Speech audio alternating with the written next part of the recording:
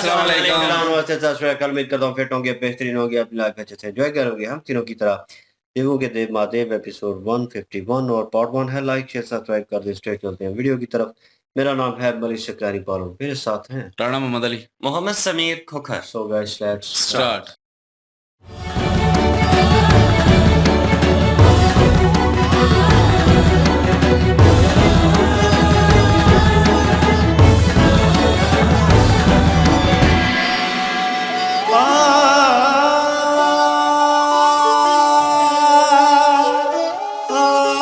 पार्वती, पार्वती, कहाँ थी तुम? हम तुम्हें कब से ढूंढ रहे हैं। कहाँ लुप्त हो गई थी?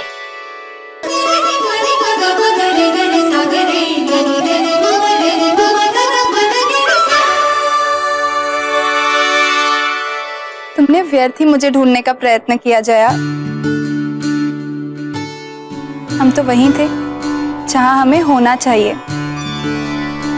महादेव की शरण।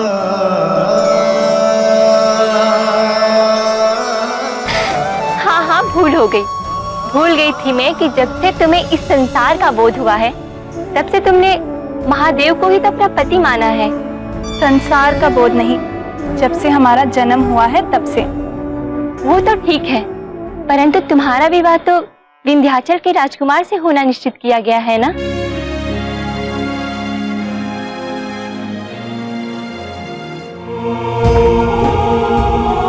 पार्वती का जन्म हुआ है तो केवल महादेव की पत्नी बनने के लिए। मैं ना किसी से परिचित हूँ और ना ही होना चाहती हूँ, फिर चाहे वो कहीं का भी राजकुमार क्यों ना हो। परंतु आज तक ना तो महादेव से तुम्हारा कोई साक्षात्कार हुआ है और ना तू उन्हें जानती है। वो है कहाँ? तुम मिलोगी कैसे उनसे?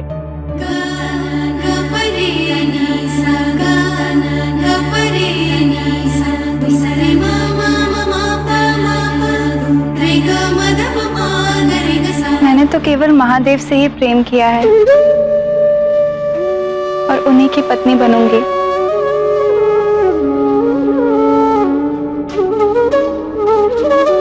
ये मेरा निश्चय है।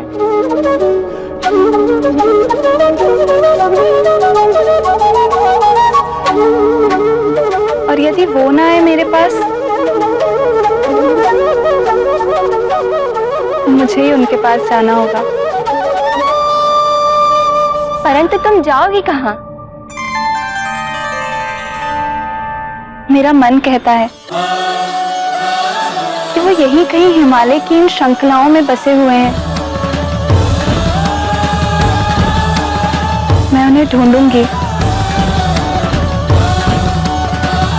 और अंततः पाकर रहूंगी।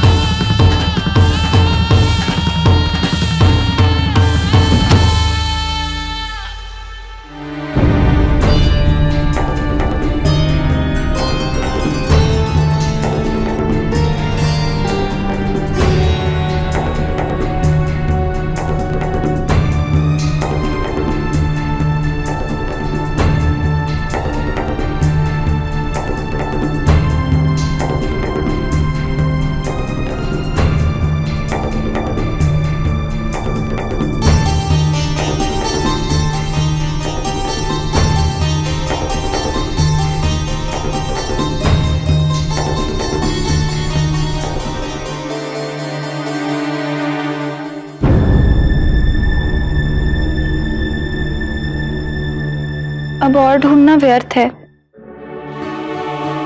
चलो घर वापस चलें। माँ और पिताजी हमारी प्रतीक्षा कर रहे होंगे।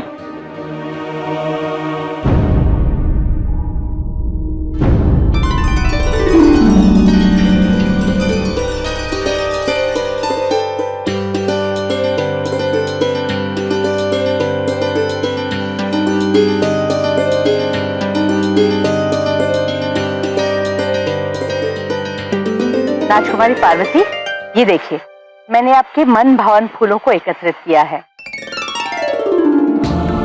माँ कहाँ है? वो तो पाकशाला में है।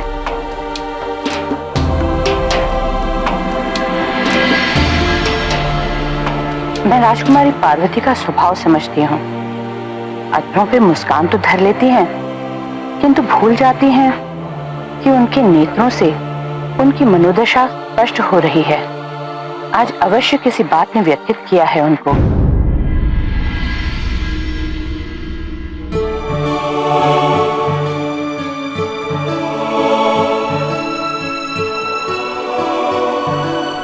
माँ, आप पाकशाला में क्यों हैं? और भोजन क्यों बना रही हैं? मैं तो आ ही रही थी ना भोजन बनाने के लिए। कोई बात नहीं, तू आ, बैठ। मैंने सोचा कि आज के बाद तू पाकशाला में कोई काम नहीं करेगी। विवाह के बाद ससुराल में तुझे यही सब तो करना है। मैं तो ईश्वर से बस एक ही प्रार्थना करती हूँ कि मुझे ऐसा जमाता मिले जो मेरी पुत्री को अपनी पलकों पर बिठा के रखे। वो तुझे इतना प्रेम करे कि तुझे कभी अपनी माता पिता की याद भी ना आए।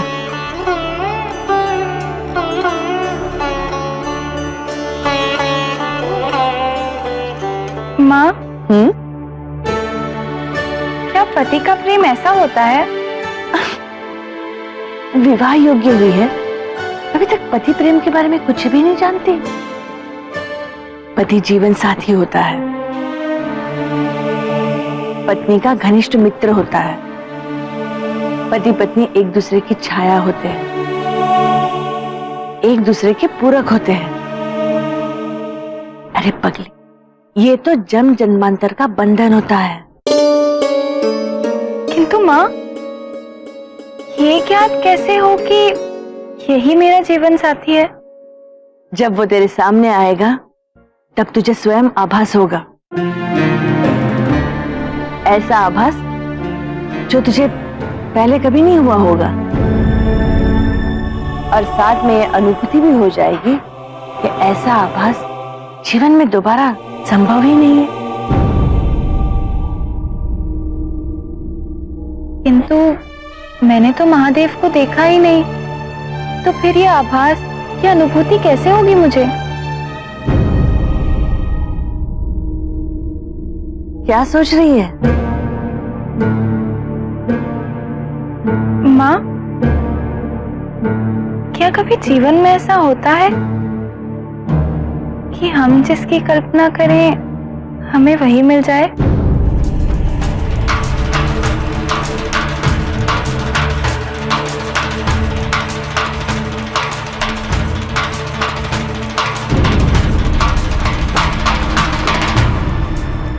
हर स्त्री के जीवन में एक पड़ाव आता है। वो अपने जीवन साथी की कल्पना में उड़ने लगती है। हर क्षण वो यही सोचती है कि उसमें ये गुण होंगे, वो गुण होंगे।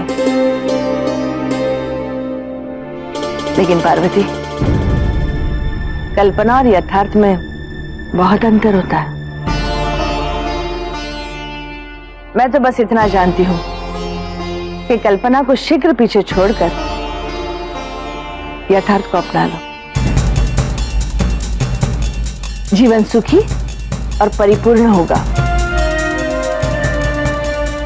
इसलिए अगर तुम्हारे मन में कोई भ्रम है तो उसे पोषित मत होने देना, उसे शीघ्र निकाल दो।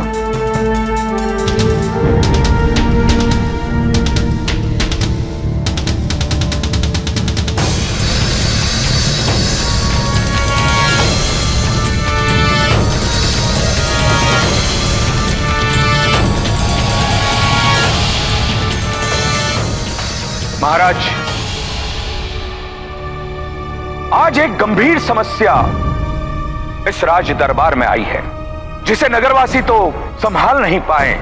इसलिए महाराज, आपकी शरण में इन्हें आना पड़ा। महाराज, ये समस्या प्रेम, विश्वास और समर्पण से संबंधित है।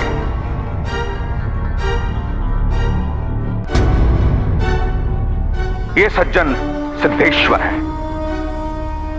ये उनकी पत्नी चारुलता और ये कन्या इन दोनों की पुत्री सुमेधा है। महाराज, समस्या यह है कि सिद्धेश्वर अपनी पुत्री का विवाह करवाना चाहता है, किंतु उनकी पुत्री कदाचित यह विवाह नहीं करना चाहते। तो इसमें समस्या क्या है? महाराज, हमारी पुत्री सुमेधा जब मात्र 3 वर्ष की थी तब हम उसे लेकर तीर्थ यात्रा पर गए थे। वहां एक धनी व्यापारी से हमारी भेंट हुई। धनी व्यापारी ने जब सुमेधा को देखा तो अपने पुत्र के लिए मेरी पुत्री का हाथ मांगा।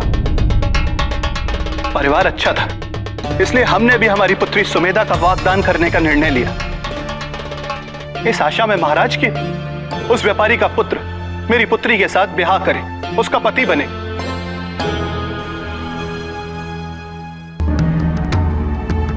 ये बनेंगे आपके पति। इनसे होगा आपका विवाह। तभी से महाराज मेरी पुत्री ने उस व्यापारी के पुत्र को अपना पति स्वीकार कर लिया।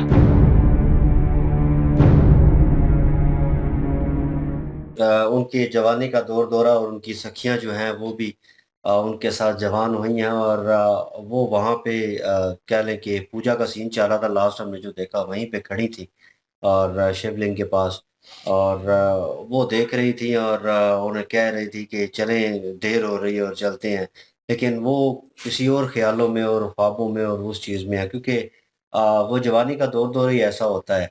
और ऊपर से वो अंधांगी हैं कह लें कि शिव जी की, और वो उनके ज़हन में चल रहा है। और अभी तक हमें लगा ही था कि वो अभी तक अटैच होंगी, उनसे हटी नहीं होंगी, और वही हुआ।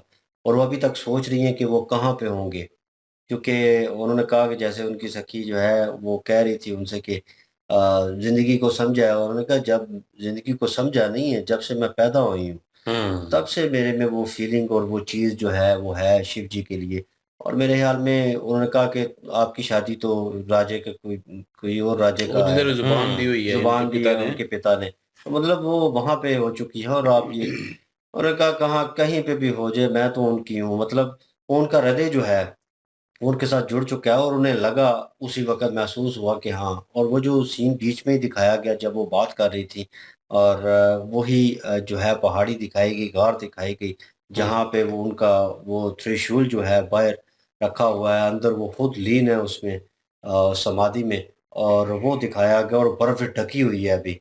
तो हवाएँ चल रही है ठंडी, और वो सीन दिखाया गया, तो उनकी बातों-बातों में महसूस हो रहा था कि वो उन्हें महसूस कर रही हैं और ये उन्हें महसूस कर रही हैं, लेकिन नज़दीक हैं। उन्होंने भी कहा कि मुझे लगता है कि मेरे इर्द-गिर्द हैं कहीं इन्हीं पहाड़ों में। लेकिन ये है कि उन्होंने अपनी सखियों के साथ ये ठान ली कि चलें उन्हें ढूँढने चलते हैं, ज़्यादा दूर नहीं होंगे, मिल ही जाएँगे। तो उन्होंने कोशिश की, लेकिन ये है कि कोशिश उनकी नाकाम हुई। मुझे कहीं न कहीं देख के लग रहा था कि जहाँ पे वो बैठी थी जिस पत्थर के ऊपर, तो शायद वक़्त गुज़र गया है इतना, तो हो सकता है कि मुझे लगा कि नंदी महाराज है, कहीं उनके नज़दीक ना बैठ गई हों और थक के, और लेकिन ये है कि सीन कुछ और तरह हुआ, लेकिन क्या सुनाई होती है अपनी। तो वो वापस आ गई, उन्होंने कहा घर चलना चाहिए शीघ्र ही, देर हो चुकी है और माता जो है इंतज़ार कर रही होंगी। और जो उनकी माता के साथ गुफ्तगू उनकी हुई है, उसमें भी उनकी माता जो है वो उनसे पूछना चाह रही थी कि जीवन साथी किस तरह का होना चाहिए और पति। तो वो माता उनको बता रही थी, लेकिन जैसे ही उन्होंने वो ज़िक्र किया तो उनके ज़हन में वो चल पड़ा कि ख़्याल क्या है, और किसी और का ख़्याल आए और बार-बार आए, और बचपन से, और वो चीज़ जो है उनकी माता के ज़हन में आ चुकी थी कि उन्होंने डमरू उठाया, और वो जिस तरह की बचपन में उनका बिहेवियर था इस चीज़ को लेकर, शिव जी को लेकर, ठीक है? और वो सारी चीज़ें उनके ज़हन में आ रही थी, और ये चीज़ जो है उनकी माता महसूस कर रही थी कि ये उसी बारे में बात कर रही है। वो चीज़ जो मैं इसके ज़हन से निकालना चाहती हूँ, ये फिर उसी तरफ जा रही है। और ये मुझसे सवाल भी इसीलिए पूछ रही है जीवन साथी का, और ये सारा जो है इसने एक बात जो है शुरू की है वो इसी वजह से है। तो मेरे ख़्याल में ये पूछना चाह रही है और कन्फर्म करना चाह रही है और मुझसे जवाब माँग रही है, लेकिन उन्होंने उसके अपोज़िट जो है वो जवाब दिया कि इन सोचों को ज़हन से निकाल दो, ख़्याल ये ख़्याल है सिर्फ़, और ऐसा ख़्याल आना भी नहीं चाहिए। और मतलब उन्होंने रद्द कर दी ये बात, लेकिन उनकी माता को पता चल गया कि इनका हृदय जो है अभी भी वहीं का वहीं है, और वो अभी भी सोच रही है शिव जी के बारे में। आई डोंट नो उस चीज़ को एक्सेप्ट क्यों नहीं कर रही, क्योंकि अब तो वो जवानी में आ चुकी हैं और अब वो कह लें कि खुद फैसला ले सकती हैं, तो सोच समझ रखती हैं। लेकिन उसके बावजूद भी उनका मन और उनकी माता जो है अभी भी उस चीज़ को नहीं समझ रही। अभी वो चाहती हैं कि जिस राज्य में उनकी बात हुई है वहाँ पे उनकी शादी जो है वो कर दी जाए। तो वो उसी चीज़ के ऊपर है, लेकिन लेट्स सी देखा जाए तो आगे देखने लायक होगी, क्योंकि उनके दरबार में वो जो लोग हाज़िर हुए हैं वो भी स्टोरी कहीं न कहीं सेम इनकी फैमिली से रिलेटेड ही है, क्योंकि पार्वती जी भी पीछे खड़ी हैं और वो भी इस सिचुएशन को सुन रही हैं। उससे कोई ना कोई चीज़ जो है हर्ष ज़रूर करेंगी और बात ज़रूर करेंगी, और उनके पिता जो है उस चीज़ को लेकर क्या फ़ैसला करते हैं ये सुनने लायक होगा उनके लिए भी। हम्म, बिल्कुल जी। यहाँ पे जो पार्वती जी जो हैं उनकी आंखों की जो चमक है, जो उनकी आंखों में उदासी है, वो नज़र आ जाती है। बेशक वो अपना कंट्रोल जो उनका है अपने जज़्बात के ऊपर बहुत ज़्यादा है, क्योंकि वो मुस्कुराती रहती हैं। यहाँ पे जो राजमाता हैं वो जब उनके मनपसंद फूल तोड़ रही थी तो पास से गुज़री हैं, तो उन्होंने कहा भी कि आपके मनपसंद फूल जो है वो मैं तोड़ रही हूँ आपके लिए, तो वो खुश नहीं हुई। तो मुस्कुराकर तो उन्होंने सिर्फ़ इतना ही पूछा कि माता कहाँ पे हैं? तो उन्होंने कहा वो तो पाकशाला में है। पाकशाला में जब गई हैं तो माता भोजन बनाने लगी थी।